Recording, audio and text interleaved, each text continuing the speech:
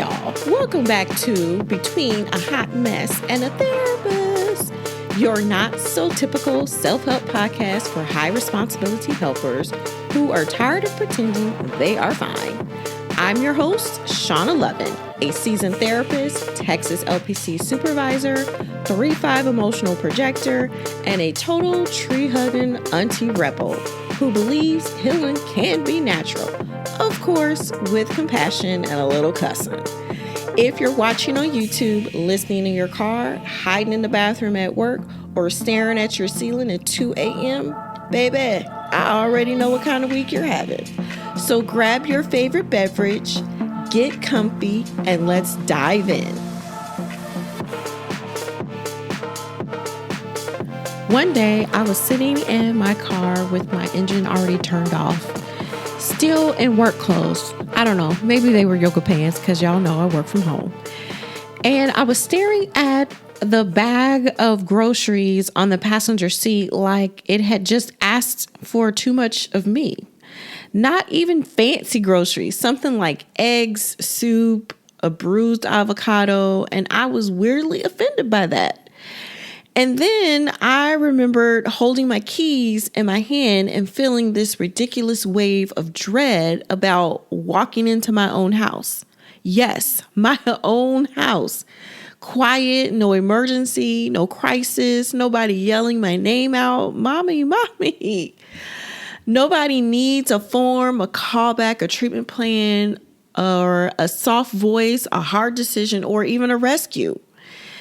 And still my body was acting like the front door was another shift. That kind of moment where people skip right past because it doesn't look dramatic enough and you just sit there for a minute too long. You scroll, you rub your eyes, you tell yourself you're tired. You promise that you'll feel better after some food, maybe after a little sleep or a weekend, a vacation, or maybe when this busy season is over. Or even after that little carrot that you dangled in front of your own burnt out face.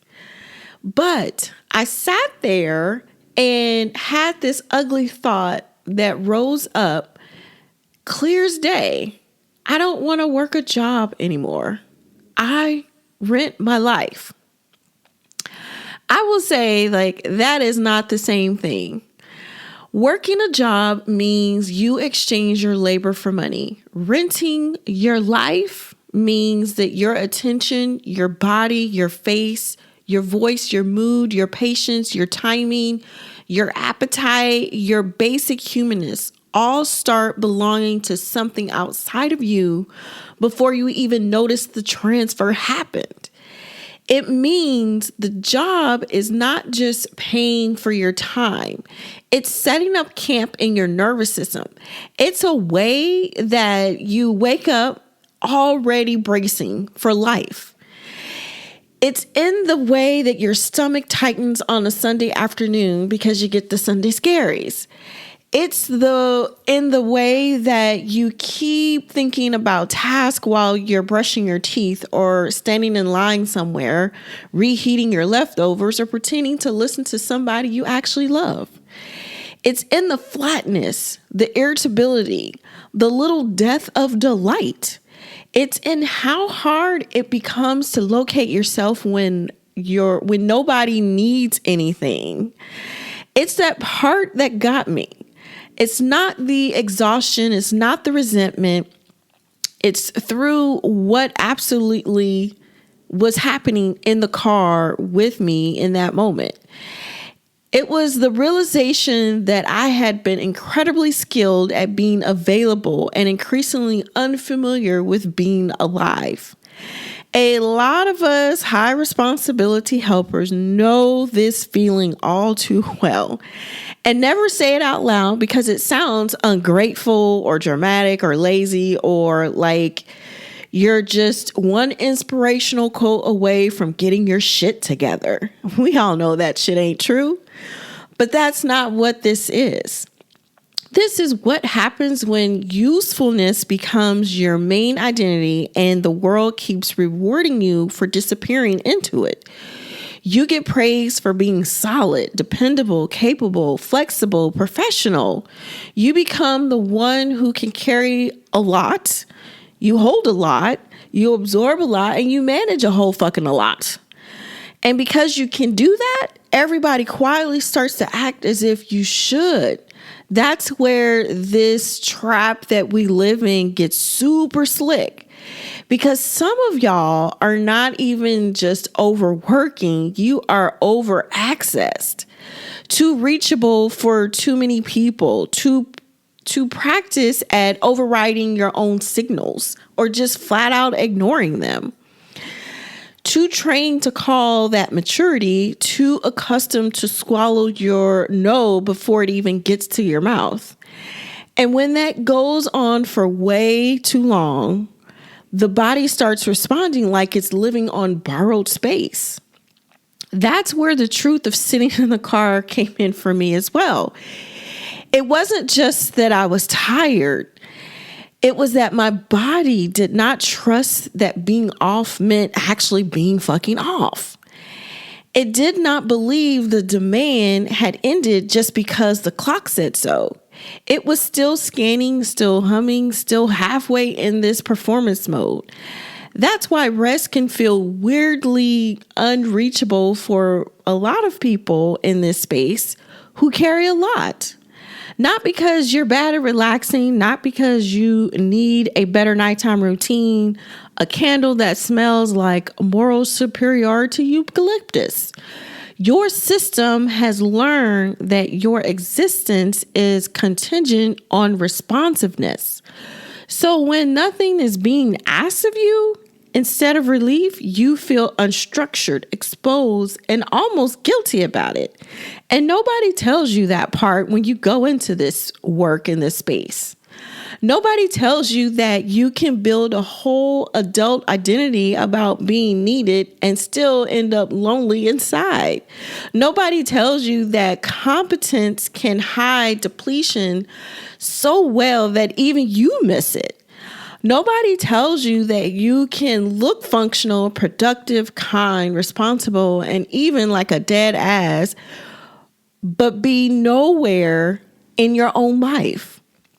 I think that's why so many helpers hit the wall feeling confused by the shape of their own pain. Because on paper, they are doing what they're supposed to do. They're showing up, they're earning, they're caring, they're handling things, but the body is just done and over it.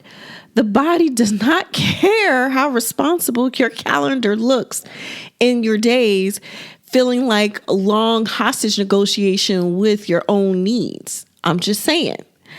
And then comes the shame. Y'all know about that. And here she shows up saying, what is wrong with me? Other people do more. I should be grateful. At least I have a job. Well, at least I'm good at what I do. At least I'm not falling apart. Well, sweetheart, some of y'all are falling apart in such a high functioning font nobody can actually read. The car moment wasn't dramatic, but it was actually honest. The honesty is where change starts, because the grief underneath is not just I'm tired. The grief was that I built a life that kept asking me to come second.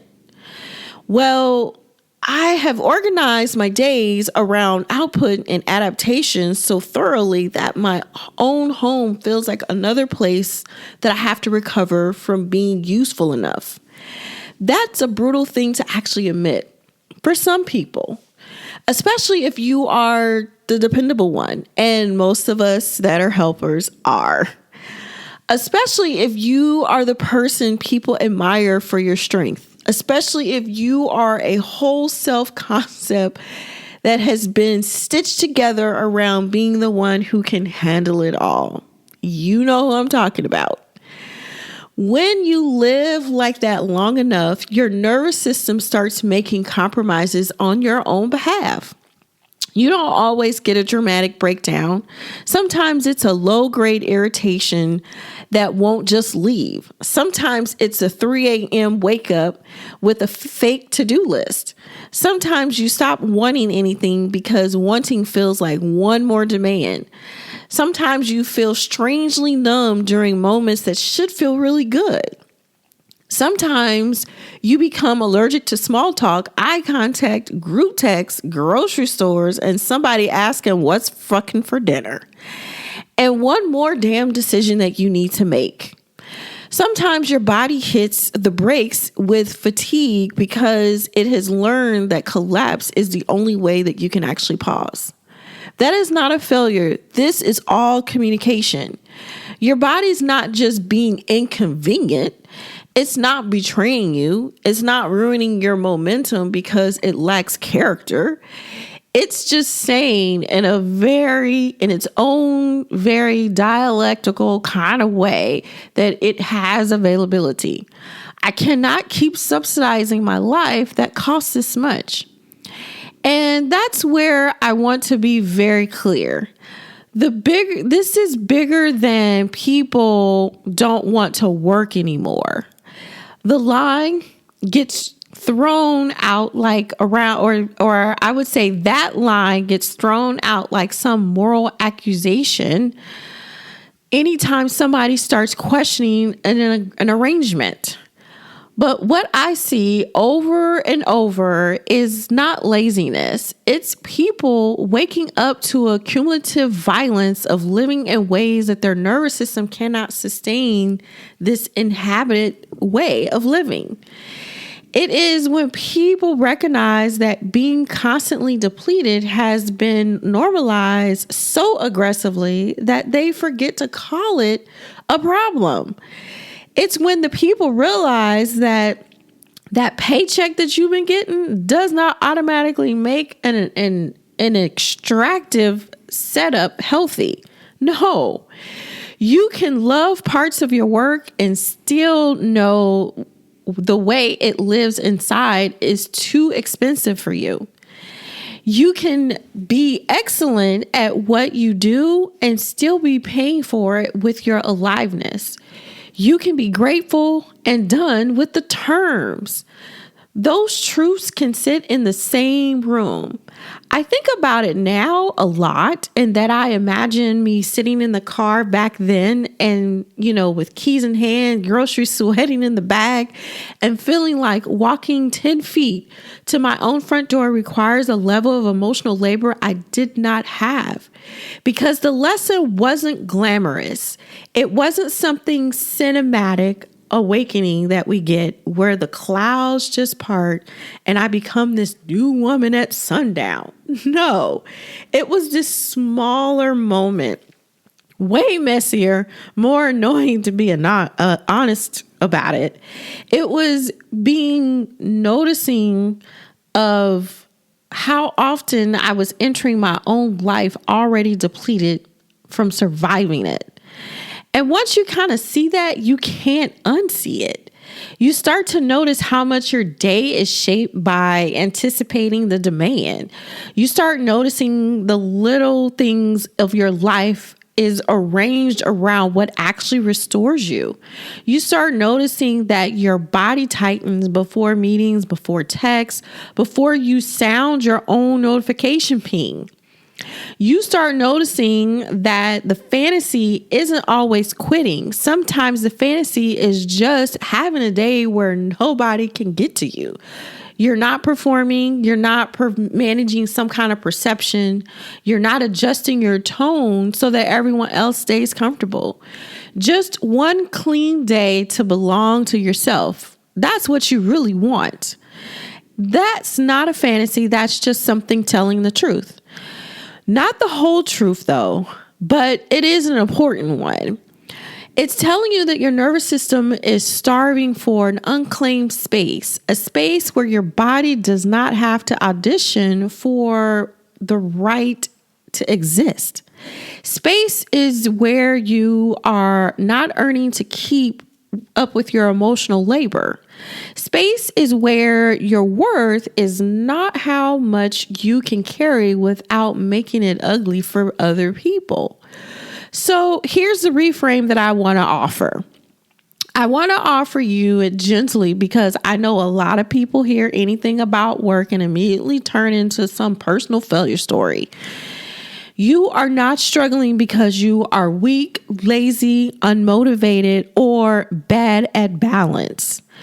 You are reacting normally to a life that has been built around chronic extraction. There's a difference between effort and erosion. A lot of y'all helpers were taught to confuse the two, to call constant accommodation being a good person. But there comes a point where your system stops clapping for that story. And thank God it actually does. Because as painful as it may realize, you've been renting your own life. It's also been the beginning of taking the lease agreement out of everybody else's hand. Not all at once, not even a dramatic Instagram caption liberation speech. Sometimes it starts with some unsexy, likely notice that dreads without arguing with it. Admitting that the version of I'm fine you've been using is very fraudulent. Telling the truth about your body has been pain. Letting yourself say this arrangement may be common, but it's not neutral. It's doing something to me, and I can see that now. And that's what really matters the most. It matters because once the body gets believed, it doesn't have to scream quiet so hard, or it doesn't have to stay quiet so hard. And then once the truth gets named, shame loosens its grip just a little bit. Once you stop calling the damage normal, you can begin to imagine a life where your nervous system can actually stay in it. And I know that it can sound far away when you are just deep in the thick of it. I know that some of y'all are listening to this on a commute, you in your scrubs, you in your court clothes, your teacher shoes. And that's the weird slump posture that comes from carrying too much too long. I know some of y'all are already trying to turn this into homework, into some kind of plan, into some kind of performance of insight so you can feel productive about your pain. Let's ease up on that, baby, okay? That's an old reflex. We're not doing that right now, okay? Right now, I just want to leave you with this. Pay attention to the moments that should feel ordinary, but feel strangely unbearable. Sitting in the driveway, opening that laptop, hearing that notification, walking through the front door, those little moments are not stupid. They are not random either. They're often where the body tells the truth first and foremost before your brain even catches up to it. And if any of those truths sound like I can't keep living like this, and this available for purchase by everyone but me, then no, you are not being dramatic. You just happen to be waking up. All right, my loves, that's another episode in the books, and I'm out. Now, I need you to go drink some water, touch some grass, get a sip of sunlight, take a pause, and stop acting like your nervous system is optional. And yes, you are basically a houseplant with complicated emotions. If you needed this today, tell me about it, tell me what landed, hit follow, and send this to the I'm fine friend who is absolutely not fine, and you know who I'm talking about. And if you want to work with me, everything you need is linked in the show notes because Auntie doesn't do energy sucking DMs. Okay, love you. Bye.